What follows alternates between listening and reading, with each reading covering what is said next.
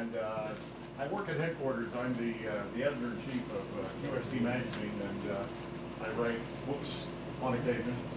And this is just one of the things that I enjoy doing, and I've written books about. So Bill, the president of the Mark Club, asked me to come and give a talk about it. It's about principally about JT65, a digital mode that's quite popular now in the HF bands, and also JT9, which is sort of its cousin, if you will. Now, some of you may recognize that call sign of the man himself.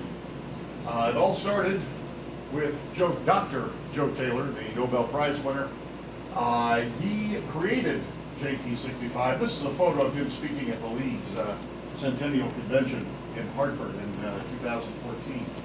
And the reason he did is that, well, first of all, as the slide says, Joe is principally interested in, in astronomy. He won his Nobel Prize for his work in pulsars. He and another scientist using pulsars to confirm some elements of Einstein's theory of relativity back in the early 70s. But Joe has always been a very active ham as well. And one of his interests is moonbounce, or sometimes you'll hear it referred to as simply EME, or Earth, Moon, Earth. For those who don't know, it is literally what it appears to be. It's bouncing signals off the surface of the moon, receiving them back on Earth, having conversations in that fashion. It's a 500,000-mile round trip. It takes all of about 2 seconds. And the thing is, most hams, and hams have been doing moonbounce since the late 1940s, but for the most part, they were using large antenna arrays, similar to this one, or even larger, sometimes much larger, and quite a bit of power, 1.5 kilowatts on 2 meters, or 432. And Joe thought, well, there had to be a better way to do it, because most of the amateurs doing this were using single sideband. We're using CW. Some did make single sideband contacts, but most were using CW. Primarily because of the spectrum efficiency and the fact that all the energy is concentrated in a narrow bandwidth. But even with CW, it still took a lot of power on the transmit side and a great deal of receive gain.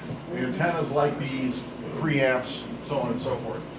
So he wanted to see if perhaps there was a more efficient way to do it, and that was JT65. So JT65 was a digital mode created originally for moonbounce, and now it's the digital mode for moonbounce, by the way. It's, without going into the weeds here in terms of its technical specs, it's a digital mode that uses very sophisticated signal processing, also time synchronization as well.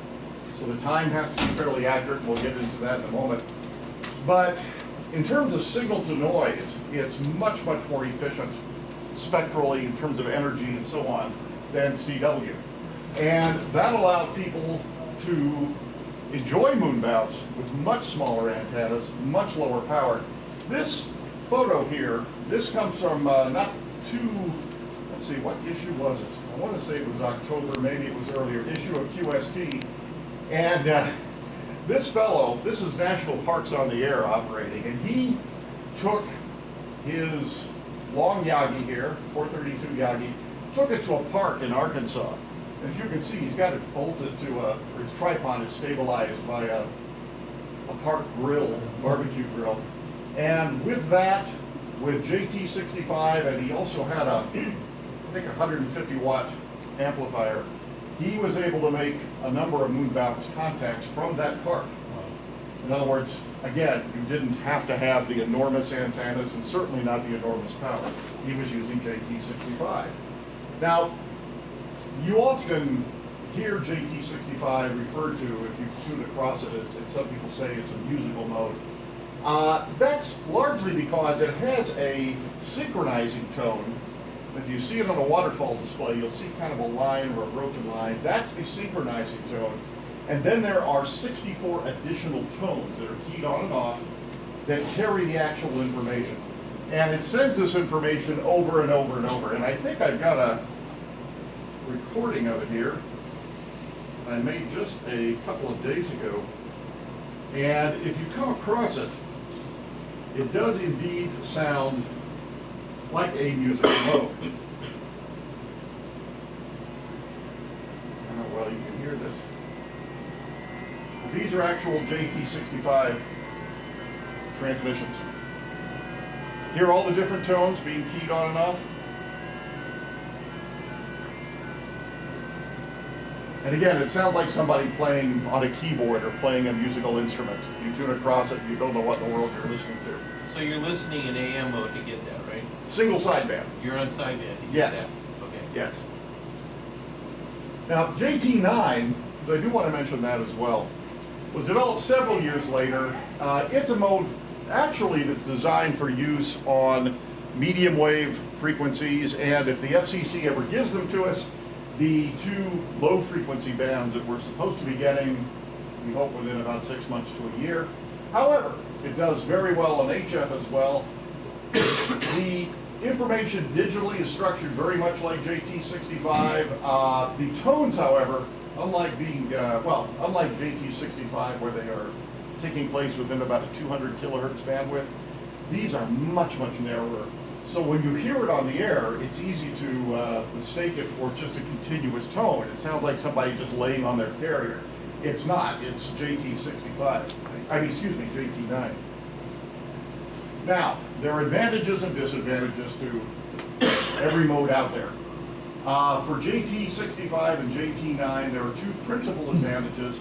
They are excellent performers at very low power levels. By very low, 5 watts or less, sometimes much less. People are working DX typically with, I run into people that say that they're running about 5 watts. They are using limited space antennas often in attics or inside homes. So people that could not get on the air otherwise, and certainly couldn't work DX otherwise, they can now with JT65 and JT9. So those are the principal advantages. There is a disadvantage, and in case you're not aware, these are not conversational modes. These are strictly contact modes. You are exchanging the principal information to make a valid contact. You're exchanging signal reports, call signs, and you're also exchanging grid squares. So it is technically possible, because I've done it, it was painful that I've done it, to have a conversation with JT65, but it only sends 13 characters. So you have very slow and very truncated conversations. But a friend of mine and I did it just to see what would happen.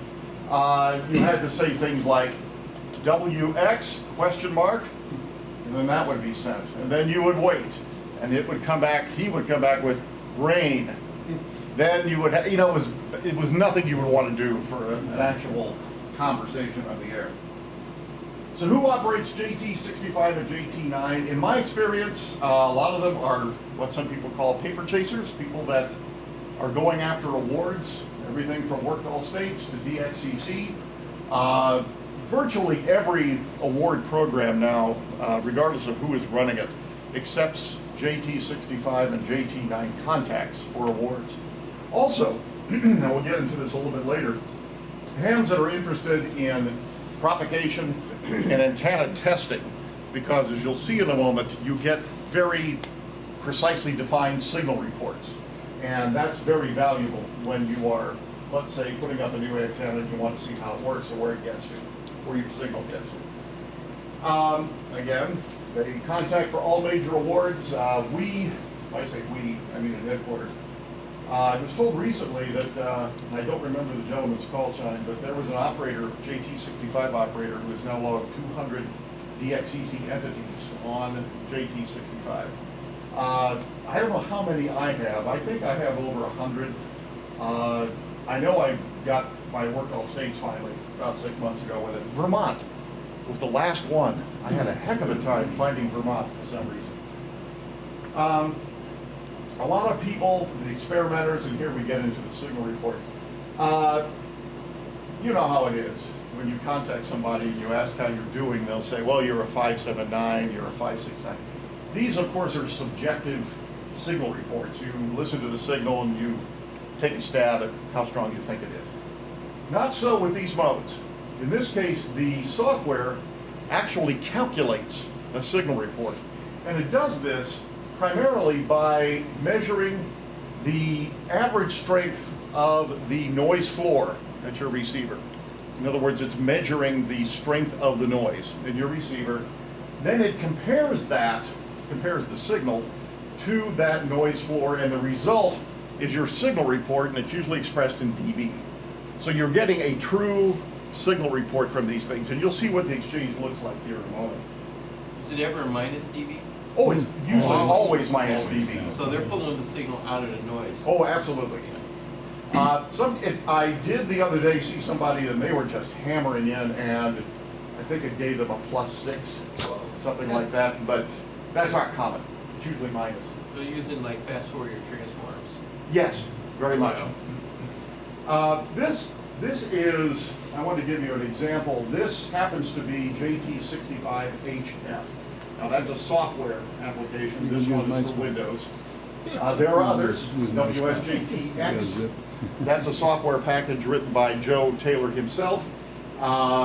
It is the only one presently that does JT9. JT65HF is strictly JT65. Now, we'll break this apart a little bit, but I want to give you an idea of what's going on here. There's your waterfall display.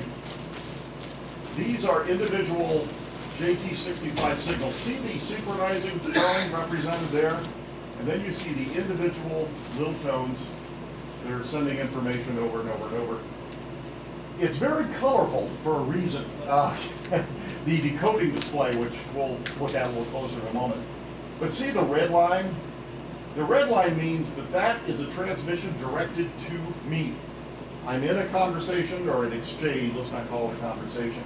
In this case with a station in the Ukraine, and he is sending this to me, so the software is alerting me. It's flashing that line in red to say, hey, this is meant for you. Green, those are people calling CQ. Gray represents just exchanges going back and forth in place at that time. And over here you have various buttons.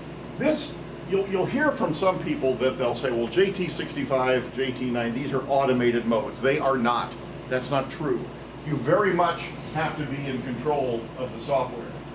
If you aren't, you will miss one of these exchanges and it screws everything up, because in a sense, you're doing a kind of dance with each other.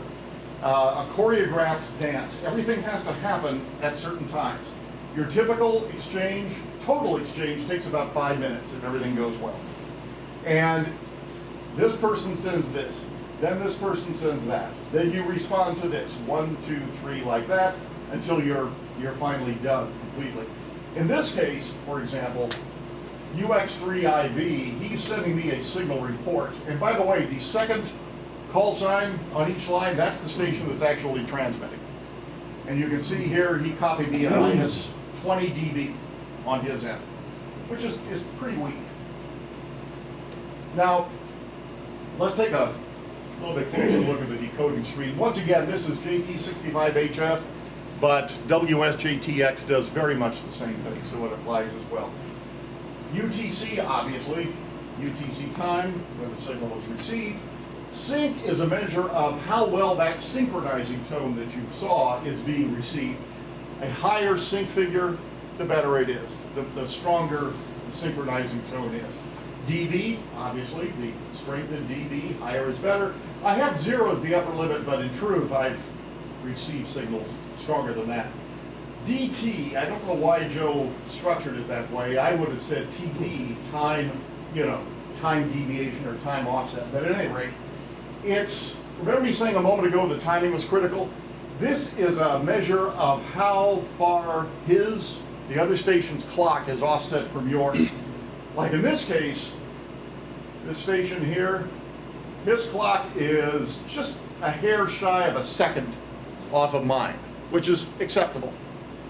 This fellow is a little more than a second and a half off from my clock.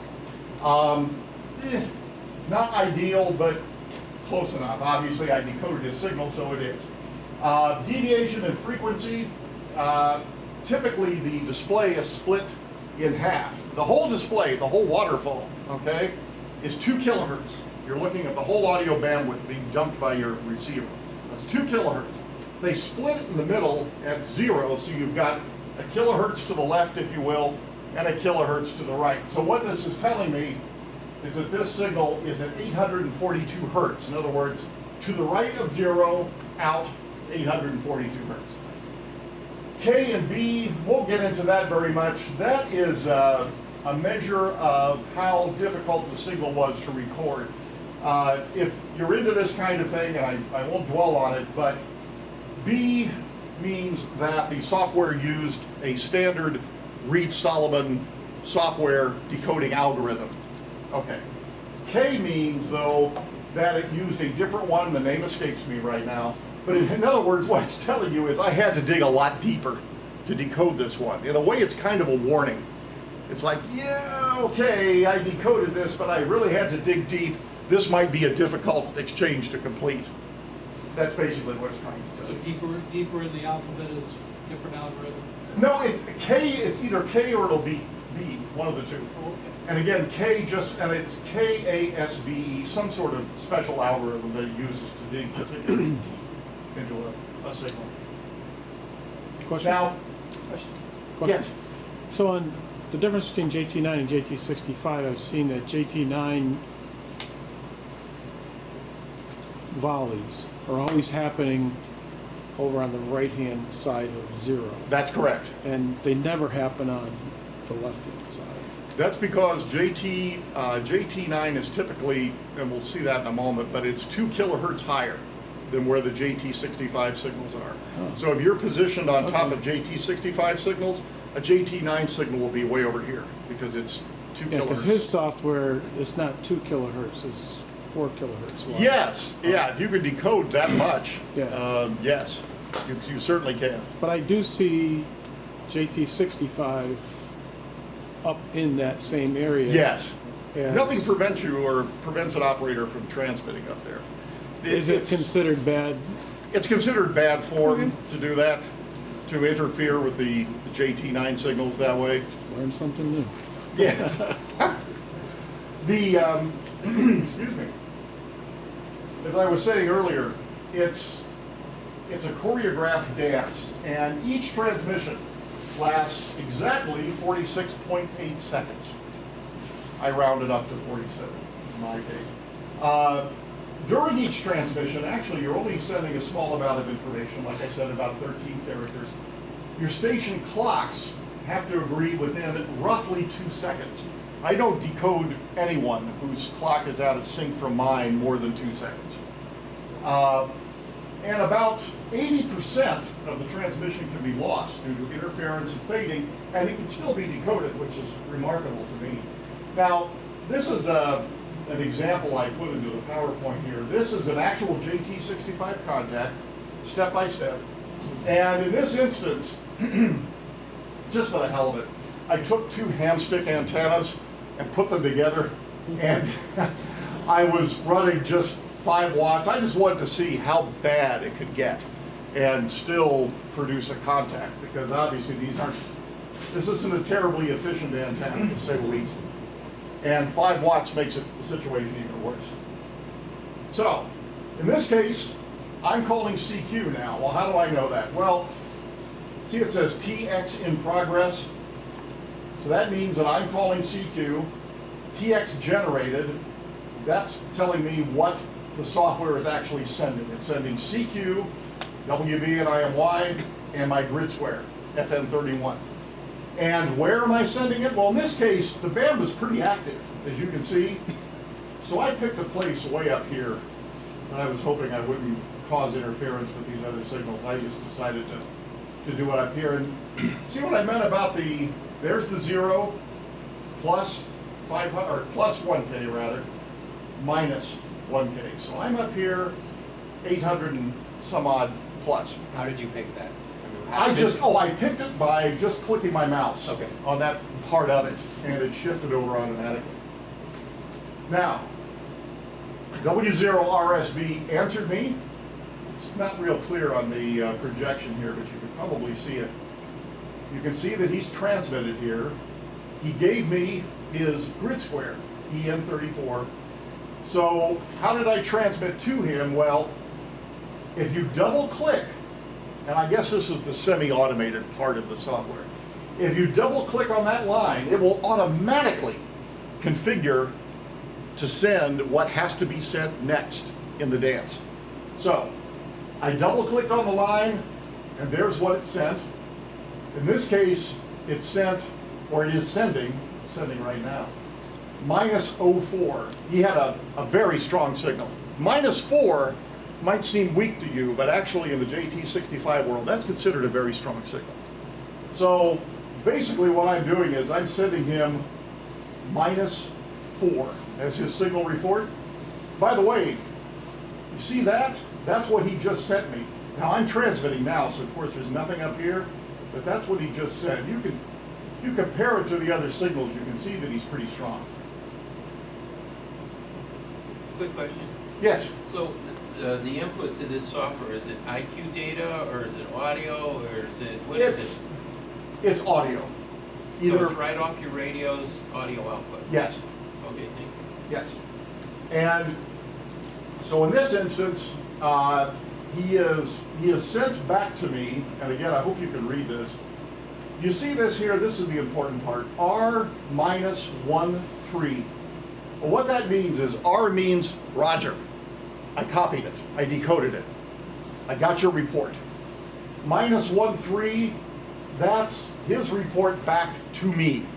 So I picked him up at -4 dB, he's hearing me at -13. Okay, and with the antennas I'm using, I'm not surprised that there's a difference. So I double clicked on that line, and the software automatically configured itself to send this. And all it means is, Roger, Roger, Roger. RRR simply means, yep, we're done, we got it, we've made the exchange, that's it. And so that's what I'm sending to him here. And in this instance, there's one more thing to do. He sent me a 73. And when I double clicked on it, my software configured itself to send him a 73, and you can see that it's sending it right here. My software is also, and this is optional, it's not necessary, mine's configured to send a CWID after I send my 73. It's just something I can do. You can turn it on or off. Jim Taylor's software sends, he has an icon that says 73RR.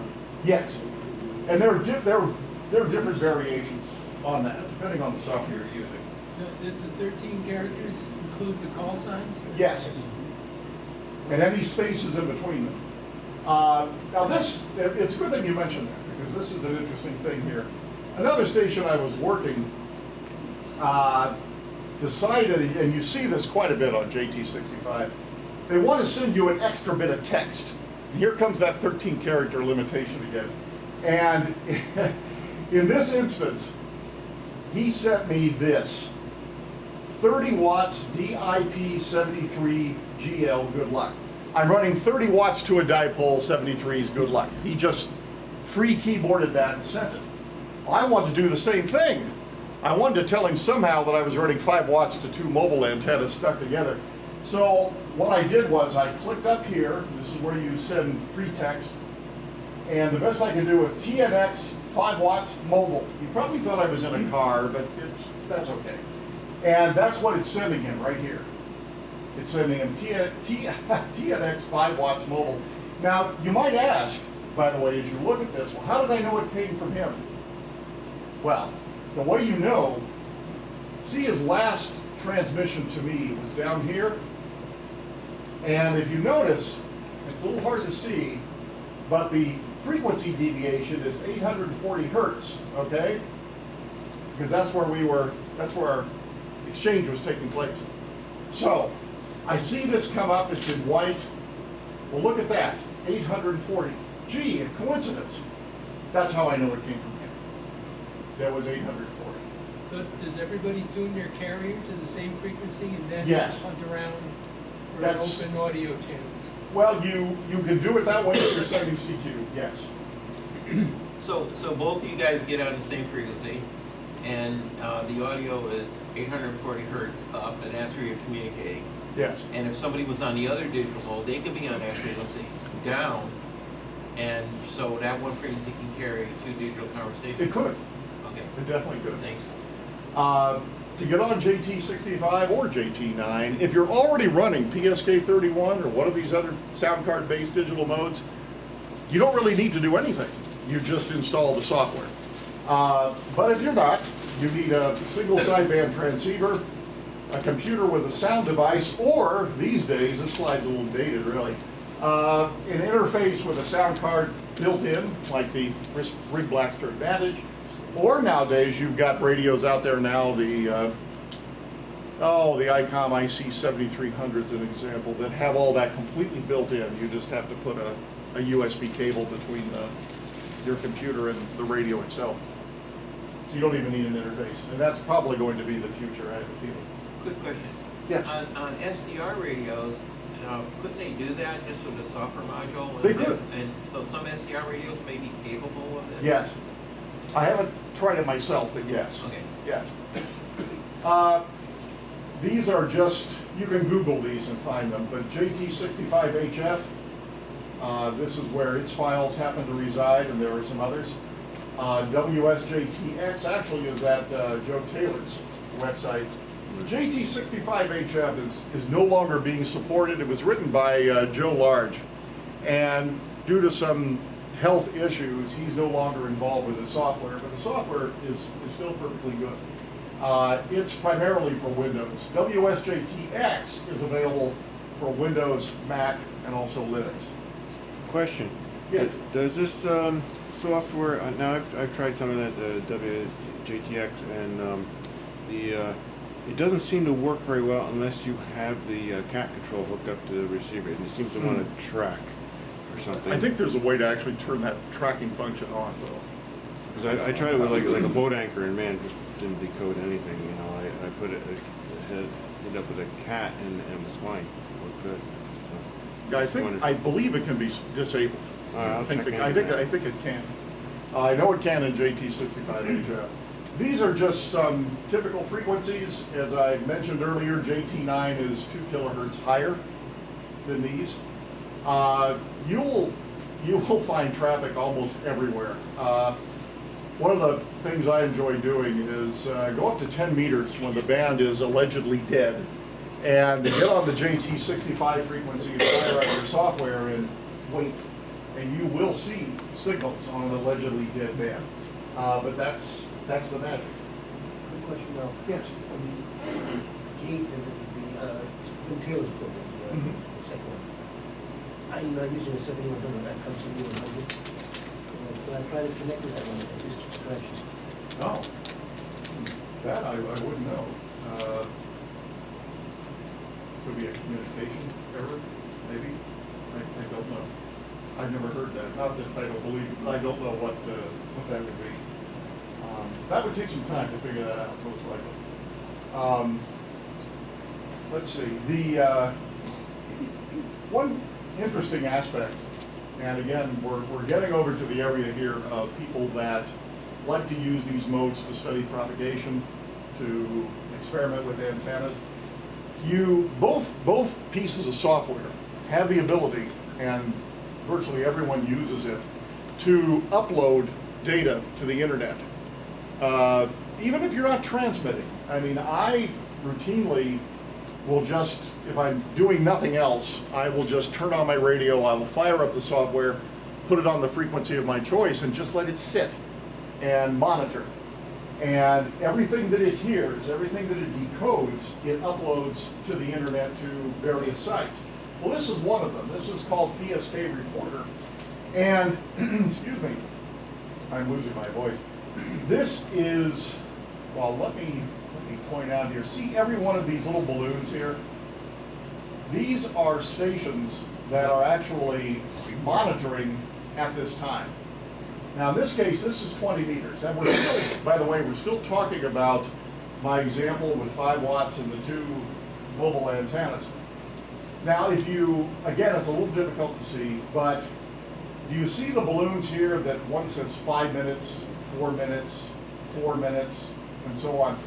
These are stations that actually heard me I wasn't in conversation with them. Heard you. They actually heard me, and they uploaded, so you can see I was being heard here, here, through here, and here, over in Europe. And if I didn't do it for this example, but if I were to click on one of these balloons, information will pop up. I can see how well they copied me, and in many instances I can see what kind of antenna they were using. Because if I'm experimenting with antennas, that's important. I mean, if somebody, say in Venezuela, in this case, let's say that he says that my signal is minus 5 dB, and once again, in the JT65 world, that's considered quite strong. What's that website? But, beg your pardon? What's this? That's PSK Reporter. And there are several others. But, so let's say that he's copying me at minus 5 dB. Well, that might be impressive, except that if I look at his antenna information, if I find that he's got a tribander up 100 feet and he's pointing it right at me, well, that's not as impressive. So, Yes. so this book, when you click there, links up to a description of his site that he's posted online someplace. Well, it posts the information, yes, that he has uploaded. Right. In other words, mine is set up the same way. I just use an off-center fed dipole, and so when it uploads my reports, it also uploads the fact that I'm using an off-center fed dipole antenna. So somebody clicks on my balloon, they'll see the report I've given them, and then they'll see what sort of antenna I'm using. Yeah. Is there an agreed upon place you do this transmission? Because it wasn't like you were calling CQ, there must be a button you push that Well, tells it to start doing this? yes, within the software itself, there's a checkbox, and Start recording. or start uploading. Okay. So every time you receive something, every time you decode something, it'll just automatically send it to this site. And again, there are a few others that do this. Another quick question. Yes. Are these the only amateur modes of transmission that are digging signals out of the noise? Oh, not at all. There's other ones that do that Yes. too. Yes. I concentrated on this because these are particularly popular, but there are other, for example, and now we're getting into conversational modes. Olivia. Olivia has a remarkable ability to dig signals out of the noise. There's always a trade-off, though. Olivia does such intense processing of the signal that the conversations, if you have it in the most robust mode, can be very slow. I mean, you can watch a signal and the text will just sort of creep across your screen like this. You can type ahead and then go get a sandwich and come back and, you know. Can I add a comment to that? Yeah. So if they're doing Fourier transforms and the processor chip does not have hardware instructions that can do that, and they got to do it in software, it's going to take a long time. It certainly But if can. they have any of the latest ARM chips, ARM chips, all that is one command. Yeah. Bang, it comes back fast, so maybe it'll get better. Well, Joe's software tries to take some of that into account.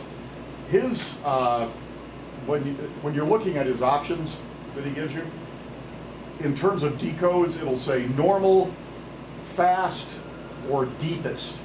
And he warns you in the manual, if you go for deep decoding, make sure you've got a computer that can support that. That's the worst part. Well, one thing I didn't mention, and this goes back to the idea of you having to pay attention that this isn't an automated mode. Remember I said that each transmission is 47 seconds, okay? When you reach the 47-second point, your computer will then decode as fast as it can. If it's a slow laptop like mine, it can take a bit of time, but it'll decode as fast as it can. And then based on what you see, you've got just a few seconds to make a decision about what you're going to do, because the clock, imagine the second hand on a clock, it's sweeping up there to the top of the minute. So let's say that you have JT65 and suddenly it decodes North Korea. You know, somebody over there is running JT65. Knock on the door for that one. Yes. And you've got a matter, and again, depending on how fast your computer is, you may have as little as 5 seconds to make a decision. Do I want to respond to that? And the whole time, the clock is winding down. Tick, tick, tick, tick, tick, tick, like that. Yeah, I want to do that. Boom, boom. And you hit the mouse twice, and your transmitter, you're all set up to go. But if you linger, if you wait, and the second hand sweeps into the next minute, everybody else starts transmitting, you're screwed. You've got to wait until the next minute comes around, and then you can try again. Just like to interject, what about getting external time references? Yes, you can, and I do, because the Yes. computer innately is not necessarily in sync with everybody else. that's right, and that's a very good point. You need that. Yeah, like .mil or from Microsoft. Yes, you can do that. My computer is, I run Windows 10 in my station computer, and I just make it a habit that before I get on the air, I go in and make sure that it has synced up to Windows time, and then, that I'm reasonably good.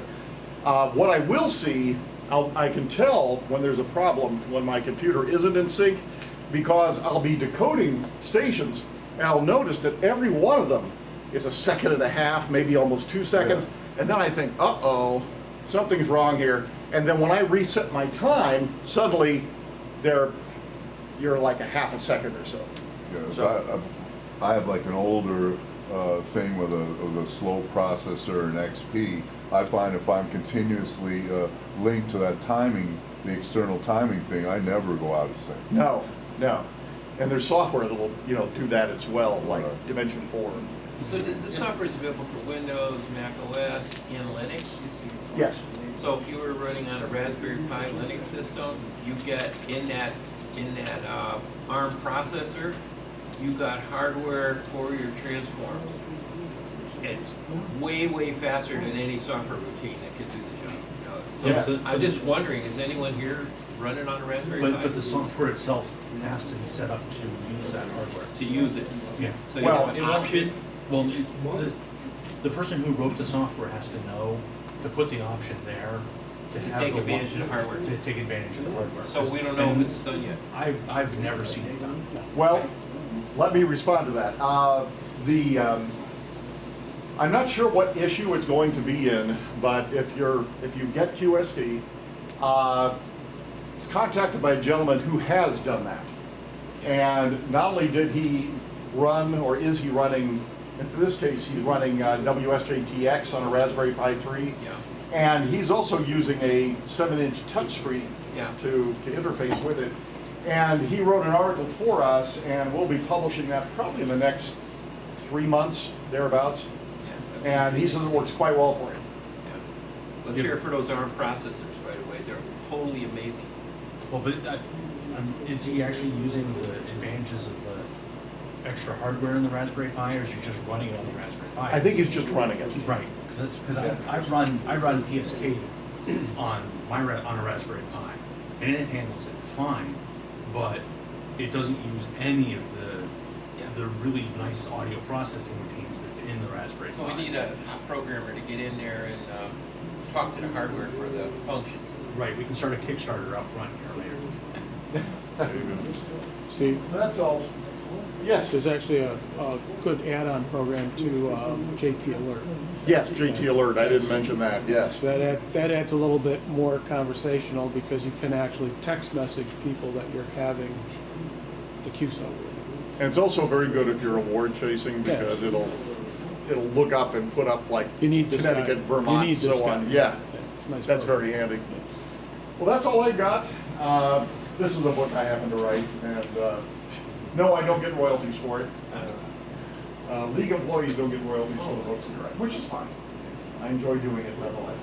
But if you see it out there, you will. It has all the steps and how to set up the software and everything else. But do I have time for questions? What time is it? Okay, 22? Okay. So can I use this format for the EME? Yes, you can. And although Joe has another program for that, and it's more EME centric, more EME dedicated, it's just WSJT period, not X. And that would probably be better for that, So but you could. at the time, so it is hard to synchronize the clock for both computers for the time. Yes, yes. Yeah, I mean, you're at least 2 seconds off, that's for sure, yes. So I'm just wondering how they control the time. I don't know. EME is one of the things I've yet to try. I hope to do it someday, but I don't know how they deal with that. Okay, thank you. Anybody else? Steve? Yes. What is being done in JT65 that allows, such superior performance, below the noise floor? What's the thing he's doing? What's the software doing that allows that to happen? I can tell you. Unfortunately, if you know, he being Joe has never detailed that, at least to me, precisely. Well, it's open source, so I But- don't think it's a secret. No, I don't no. know what's the thing. Yeah, What's the I magic? It truly knows don't what it's know. looking for. Yeah, It just that looks could at the be. right time. And it looks like noise, but it's actually signal. At the right time on the right spot, and the right frequency. If there's something there, it assumes it's signal. And all the redundancy. Meanwhile, and there's all kinds of other noise and signal all over the place. But actually, the signal is in the noise. It just knows where to look and when. And That's why it assumes timing is that's so the important. signal. Yeah, That's how it does it. And it's a lot of mathematics to do that. Do you know the WSJTX No. puts out an 8 invite, and you can extract a log from that? Yes, you can. Yeah. And so does Oh, yeah. JT65HS. Yes. Yes. You were saying before, why did Joe call it, what was it, GT? I assume D is delta, the Yeah. difference in time. Yes. That's Yes. what, that's, I assume. I wouldn't doubt it. Knowing Joe, you're probably right. Yes. And Anybody? DF would be, JT9 is only on his software. Yes, at this point. That's correct. How do you know the difference? Like you're looking at these little strips coming down there in the waterfall. How do you know what it's going to decode, or does it do it automatically? In WSJTX, he uses a little symbol to indicate that you decoded a JT9 transmission. But JT9 also in the waterfall is easy to identify because again, it's just a straight line down. There are no other dots or anything else. It's just a line. Okay. And yeah, so it's not auto decode, because I noticed there was a menu there and you had to select what you're looking for specifically, right? So, Yes, I mean you see the signals picked out for you, and you can decode or you can decide to transmit back, I should say, to whichever one you pick at a given time. but I mean, like if I just let it ride, and will it just scan and decode by itself? Or Yes. do I have to click on No. It decodes everything within the audio bandwidth that's coming from the transceiver, constantly. Okay. Steve, I'm not sure I'm getting all I can out of the program. Like, they give you a couple of options, like check boxes, like Mhm. for multi-decoder or some other stuff. Oh, yes. So I have no idea what they're for. I really couldn't find anything in the help. Yeah, it's multi-decode in particular.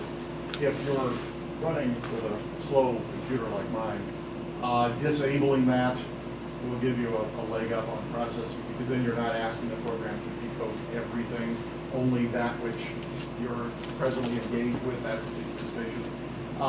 That's why, and I'm not selling my book, but yes, that's the reason I wrote the book, was because there were some shortcomings in the help. Well, I'll let you know that I enjoy your new podcast. Oh, very much. the doctor is in. Can I get a picture with you later on? Sure. Yeah, I forgot to mention the doctor is in. Yeah, we've got a new one, in fact, coming up Thursday on HF mobile antennas. Oh, boy. For religious war. Yes. Although Joel is really the man behind it. Joel Hallis, if you don't know him. But he's very, very good. Although like me, we had a recording session last week, and we both lost our voices. And we try to record about, well, if we're lucky, we do 3 podcasts per visit. He drives all the way up from Norwalk to headquarters. And he had been shouting at some VX station the night before, trying to work it. And I had some issues with allergies, and as a result, we only got 2 podcasts again because we both lost our voices. So, Where's the broadcast? On the website? yes, well, it's in several places. It's hosted by a service called Blueberry, but there are links to it from the Lee's website and from Blueberry's too. They have all the different podcasts. You know, if you have a smartphone, you can get an app that'll download it automatically. Every time there's a new one up there, it downloads. So they last 20 to 30 minutes, depending on how long we've had them. You know, what there is to talk about. Okay, anybody else? Yes. If I've got like an SDR play and a Raspberry Pi laying around, I should be able to cobble this together and set one of these receiving things up and report up. I and would just- say so, yeah. I mean, the fellow who's writing the article for us on what he did with the Raspberry Pi, he made it sound like it was rather easy. In fact, his article is, what's the time? JT65 with the Raspberry Pi in 12 steps. And he just lists this, go out and grab this software, put it in here, and then ta-da, you're done. And we don't know that he's using the hardware functions. No. We just think he's running the regular old software. I have a feeling that's Yeah. what's, But the hardware functions are just sitting there. yeah. Just change some codes around. So what do you have to gain, less heat, less I'm sorry? The software generated Tableau file? It fast. Well, it generates an 8 at 5. Takes a lot of iterations And then of you- the software, and it runs. If you're using it for logs in the world, that's